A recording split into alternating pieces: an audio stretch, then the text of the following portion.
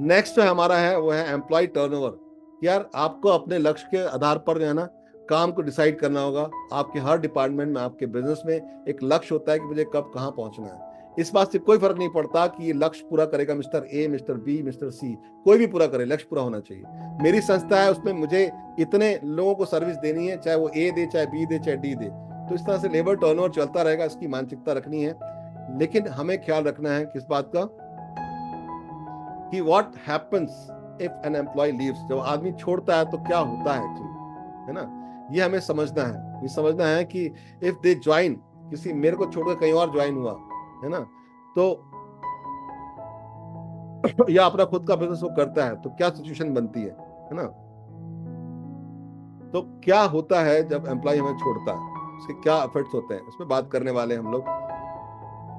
वाह, अरे जबरदस्त, अच्छा लग रहा है, एंजॉइंग। ठीक है, ठीक है, बहुत बढ़िया। तो रिटेंशन फैक्टर्स पे बात करते हैं। हाँ हाँ,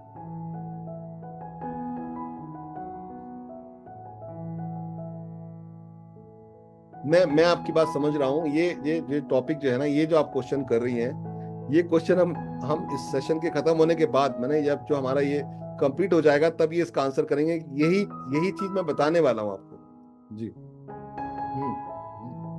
थैंक यू।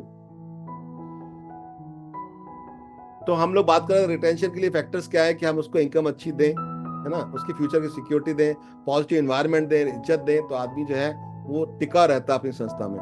उसको अगर अच्छा ऑफर मिलेगा, ठीक है, तो उससे वो, उसको एक अपॉर्चुनिटी दिखेगी कि हाँ मेरे लिए अच्छी अपॉर्चुनिटी, तो वो टिका रहेगा। और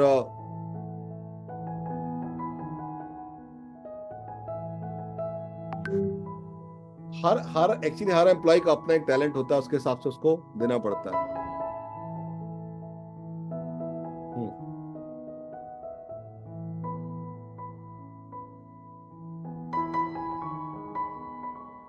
और ये मन में बैठाना पड़ेगा, मैंने आपको बताया ना अभी, कि आपका लेबर टर्नओवर चलता रहेगा, क्योंकि आप लोगों को सिखाएंगे, हर आदमी वैसा काम नहीं करेगा। आपको अपने गोल से अपने आप को टाई करना है। ए करे, बी करे, डी करे, हमें अपने काम से मतलब है।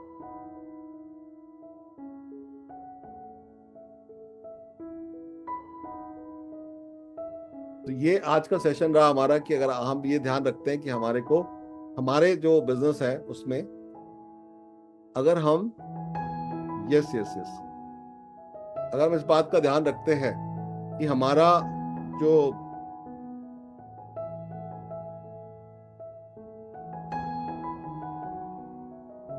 नहीं ये क्वेश्चन मैं बाद में लूंगा, अभी आप क्वेश्चन स्टॉप कर दीजिए प्लीज। क्वेश्चन स्टॉप कर दीजिए। आपको अब तक का सेशन कैसा लगा? और मैं ये बताना चाहता हूं कि हमारे जो सेशंस होते हैं उसमें, आप जब पूरा सेशन हो जाता है और आप अटेंड कर लेते हैं पूरा, तो आपके क्वेश्चन रहेंगे नहीं मैडम, मैं आपको बता रहा हूँ। आप, इसलिए मैं बोलता हूँ बाद में लेंगे, क्योंकि उसका हमने सीक्वेंस बनाया हुआ होता है। आप उसको बुरा मत मानिए प्लीज।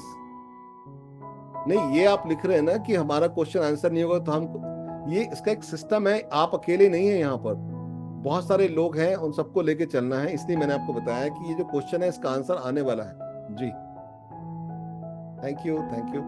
तो मैं यहाँ पर बता रहा था कि आज हमने जो कवर किया है ना, उसमें हमने सीखा कि हमें किस तरह से अपने एम्प्लॉयज को टिका के रखना है। और हमारा जो लक्ष्य है, हमारी संस्था का लक्ष्य, वो ज्यादा इंपॉर्टेंट है। वो लक्ष्य पूरा होना चाहिए, चाहे इसे कोई भी पूरा करे। कल के हमारे सेशन में हम लोग सीखने वाले हैं कि एम्प्लॉय मैनेजमेंट क्या होता है, एम्प्लॉय मैनेज कैसे करते हैं, है ना। और सबसे बड़ी बात यह है कि बहुत सारे मिथ रहते हैं लोगों को एम्प्लॉयज को लेकर, है ना, कर्मचारी के सोच को लेकर, कि जैसे हमारा लगाव है वैसा उसका लगाव क्यों नहीं है। साहब आप सोचिए ना, हम पैसा दे रहे हैं, ट्रेनिंग दे रहे हैं, हमारे संस्था से कोई लगाव ही नहीं है इसको। हम तो देखिए साहब, हम बोल रहे हैं कि कस्टमर हैं, देर तक रुके हुए हैं, ये साहब छुट्टी चाहिए इनको। तो कई बार लोगों को लगता है ना कि मतलब इनको लगाव होना चाहिए हमारी तरह, जैसा हमको अपने बिजनेस से प्यार, इनको क्यों नहीं है। तो ऐसे बहुत सारे मिथ रहते हैं, इसके बारे में बात करने वाले हैं। और हम बात करने वाले हैं कि जो पावर किलर होता है आपकी संस्था में, है ना, जो आपका एम्प्लॉय नंबर 4 है, उससे कैसे डील करना है, वो क्या नुकसान कर सकता है, उसे कैसे रोकना है। एक बंदा है जिसको आपने इतने साल तक सिखाया, टिकाया, पैसे दिए, वो छोड़ के जा रहा है, छोड़ के चला जाता है, कैसे उसको रोकना है, क्या मानसिकता होती है उसकी, एम्प्लॉयज की, है ना। उसके बाद जो व्यक्ति काम ठीक से नहीं कर रहा है, तो उसके बारे में बात करेंगे, क्या माइंडसेट होता है, क्यों ठीक से काम नहीं करता वो, उसको बाहर निकालने के लिए सम्मानजनक विदाई कैसे दे सकते हैं ताकि इसका आपका कनेक्शन बना रहे हमेशा, है ना। और हम बात करने वाले हैं तो एक लीडर के, एक एज ए लीडर आपका क्या रोल होना चाहिए आपकी संस्था में और आप कैसे उसको लेकर चल सकते हैं। तो आज हमने इतनी सारी बातें सीखी। आज हमने सीखा कि हमारा जो है ना KRA कैसा होना चाहिए, हमें अपनी रिस्पॉन्सिबिलिटी कैसे बांटनी है, KPI कैसे होना चाहिए, कैसे चेक करना है। हमने आज SOP के बारे में सीखा। हमने आज सीखा कि क्या मानसिकता होती है, क्या कारण होता है कि एम्प्लॉय टिकते हैं, क्या कारण होता है कि छोड़ के जाते हैं। ये सब बहुत सारे पॉइंट्स पे बातें की, ये सब बहुत जरूरी थी। हमने ट्रेनिंग के दौरान में सीखा कि हमें अपनी कंपनी के बारे में क्या क्या स्टोरी बताना चाहिए, क्यों बताना चाहिए, ये भी सीखा। जब तक हमको क्लैरिटी नहीं होगी कि हम जो काम कर रहे हैं और जो हमारा स्टाफ है, जैसा हमारे संस्था का कल्चर है, हमारे बिजनेस का कल्चर है, वो अगर उसको क्लियर नहीं होगा तो उसको लगाव पैदा नहीं होगा। तो जब हम किसी फिल्म के हीरो या हीरोइन से कनेक्ट होते हैं और उसकी पूरी स्टोरी हमें मालूम होती है, तो उसकी स्टोरी में कहीं दुख होता है, कहीं सुख होता है, तो हम उससे प्रभावित होते हैं। आप देखिए, जब कोई किसी एग्जाम में कोई बच्चा पास होता है, कोई मेरिट में आता है, मान लीजिए अगर कोई एग्जाम कॉम्पिटिटिव एग्जाम है और उसमें जो है रिजल्ट आया, उसके पेपर में नाम आया है और बच्चे पास हुए हैं, अच्छे लेवल पर मेरिट में गए हैं, तो हमारा कोई कनेक्शन नहीं होता, तो हमको कुछ फील नहीं होता। लेकिन हमारे पड़ोस में एक अंकल रहते हैं, उनका बेटा मेरिट में आया है, उसका नाम है, तो हम बताते हैं देखो ये अपना पिंटू शर्मा जी का बेटा, हाँ अरे देखो क्या, बहुत अच्छा फील होता है ना। तो जब हम किसी को जानते हैं तो उसके बारे में फील होता है। और जानने के लिए जरूरी है हमारी अपनी एक कहानी होनी चाहिए, हमारा अपना एक लक्ष्य होना चाहिए, ये बहुत जरूरी है। आज के सेशन के अंत में इतने प्यार से आपने सुना, इतना कोऑपरेट किया आपने, और सब लोग इतने बढ़िया हैं।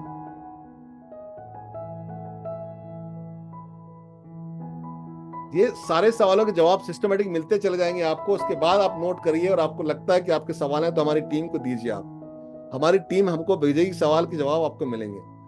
हजारों हजार लोगों को मिले हैं साहब। मैं तो चाहता हूं कि मेरे मेरे साथ जितने लोग जुड़े हैं, जितने लोग हमारे सेशन में आते हैं, हमारे क्लास में आते हैं, हमारे कोर्स में आते हैं, हमारे फैमिली मेंबर्स हैं, और जो मैं जानता हूं वो मैं उनको देना चाहता हूं। मैं उनके साथ लाइफ लॉन्ग के संबंध रखना चाहता हूं। मैं चाहता हूं कि हम सब लोग जीवन भर अपने साथ में रहें। मैं अपने जीवन की आखिरी सांस तक लोगों के बिजनेस बेहतर करने के लिए उनको प्रेरित करना चाहता हूं, क्योंकि मेरा एक मिशन है। मैंने आपको बताया था कि मेरे फादर साहब ने जो है जिंदगी लगा दी बिजनेस बिल्ड करने में। आज हम जो कुछ भी अपने माता पिता की वजह से हैं। हमारे पिताजी का जब निधन हुआ तो मैंने पाया कि 40-50 साल बिजनेस करने के बाद मेरे पिताजी कभी भी चैन की जिंदगी नहीं जी पाए।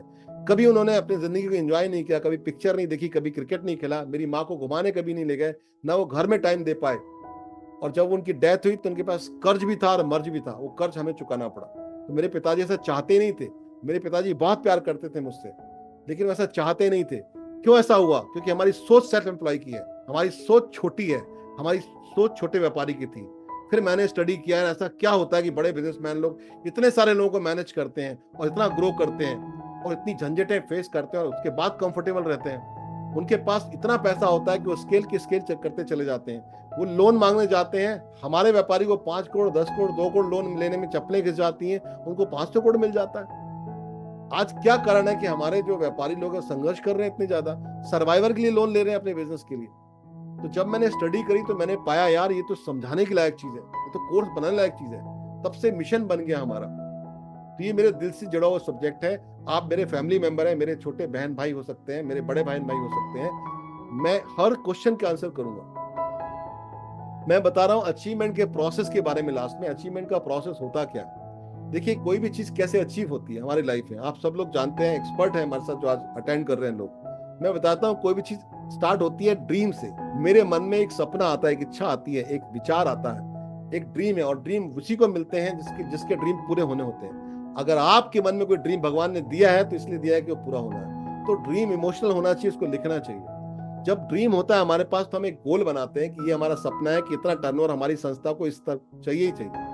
तो गोल बनाते हैं कि ये जो टर्नओवर चाहिए, हमें इतना प्रॉफिट कमाना है, हमारी लाइफस्टाइल ऐसी होनी चाहिए, हमें कार लेना है, घर लेना है, बच्चों को एजुकेशन देना है, मम्मी पापा के लिए कुछ करना है, समाज के लिए कुछ करना है, देश के लिए कुछ करना है।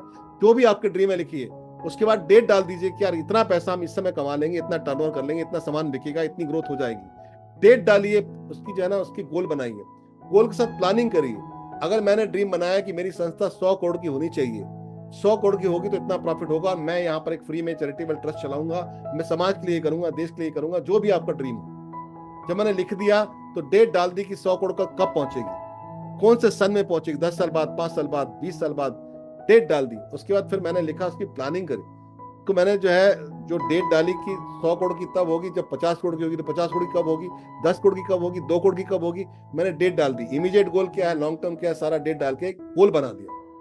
जब मेरा गोल बन जाता है तो मैं प्लानिंग करता हूँ कि मेरा प्रोडक्ट है कैसा, मेरी सर्विस है कैसी, कितना बिकने पर कितना टर्नओवर होता है, कितने लोग बेचेंगे, किस किस तरह से बेचेंगे, कहाँ कहाँ पर हमारी जो है ना डिपार्टमेंट होने चाहिए, हमारी कौन कौन सी फ्रेंचाइजी होनी चाहिए, कौन व्यक्ति क्या काम करेगा, कहाँ से प्रोडक्ट बनेगा, कहाँ पर आएगा, कौन होलसेलर, हर चीज की प्लानिंग।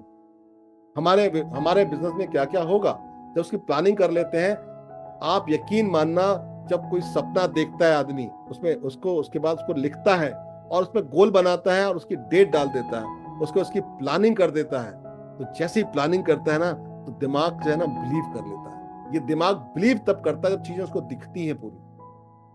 आपको बताऊं कि सारा कुछ जो भी लोग बहुत बड़े ग्रो किए हैं, आज हजारों करोड़ के टर्नओवर हैं, छोटे से हुए हैं, छोटे टर्नओवर पे दिमाग बिलीव करता है तो और ज्यादा बिलीव बढ़ता है। यानी बिलीव उसको बोलते हैं ना, विश्वास की कोख से विश्वास का जन्म होता है। छोटा बिलीव होगा, फिर बड़ा बिलीव होगा, फिर बड़ा बिलीव होगा। किसी ने 1 लाख रुपए कभी नहीं कमाया तो वो उसको 1 लाख पे विश्वास नहीं होगा, लेकिन 10 लाख रुपए कमा लिए हैं तो 1 लाख छोटा सा लगेगा। ये बिलीव इसी तरह से बढ़ता है। 5वीं का बच्चा 10वीं के सवाल का जवाब नहीं दे सकता, 10वीं का बच्चा 5वीं का आसानी से दे सकता है। तो हम जिस जिस लेवल को पार करते जाते हैं, हमारा बिलीव लेवल बढ़ता चला जाता है। और जैसे बिलीव होता है तब एक्शन होता है। कोई भी आपका एम्प्लॉय जब तक बिलीव नहीं करेगा, एक्शन नहीं करेगा। जब भी हमारी संस्था में शामिल होता है, हम उसको बोलते काम पे लग जा। हम उसको शामिल करते हैं और एक एम्प्लॉय नंबर 4 से मिला देते हैं, जो ऑलरेडी जो है काम नहीं करना चाहता है, वो सारी बातें सिखा देता है जो सिखाना नहीं चाहिए, और ऑर्गेनाइजेशन खराब होती चली जाती है। तो आपको करना क्या है, एम्प्लॉय को एक ड्रीम देना है, यार मैं यहाँ पहुंच रहा हूँ, तुम भी वहां पहुंच सकते हो। उसको गोल देना है कि इस डेट तक हम यहाँ पहुंच जाएंगे, इतना पैसा मिलने लगेगा, आपका ये स्थिति हो जाएगी। उसका प्लानिंग करते हैं कि कैसे कैसे क्या क्या करना पड़ेगा, कितनी सेल, कौन सा प्रोडक्ट, कौन से क्या क्या करना पड़ेगा।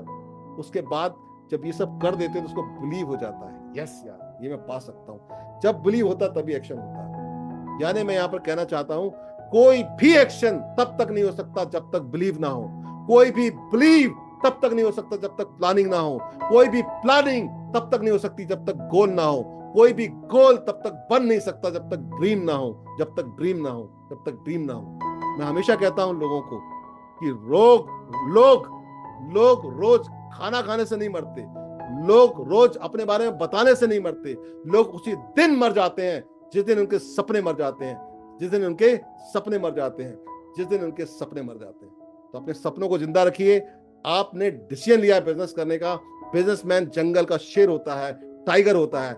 बहुत सारी मुसीबतों को फेस करके वो अपने आप को आगे लेके जाता है। ज्यादातर लोग बिजनेस इसलिए नहीं कर पाते, उनके पास मादा नहीं होता, उनके पास जज्बा नहीं होता काम करने का, हार मान लेते हैं, इसलिए वो एम्प्लॉय बनते हैं, इसलिए वो नौकरी करते हैं। जितने भी लोगों को अगर बिजनेस से डर लगता है तो मैं उनको बोलता हूँ नौकरी करिए, आपके बस का नहीं है बिजनेस। बिजनेस तो टाइगर लोगों का काम है, बिजनेस तो लीडर्स का काम है। आपने ये बिजनेस का काम चुना है, मैं आप पे प्राउड करता हूँ, I am proud of you. कल हम लोग फिर मिलते हैं अपने एम्प्लॉय मैनेजमेंट के साथ। तब तक के लिए धन्यवाद, अपना ख्याल रखिएगा, मिलते हैं।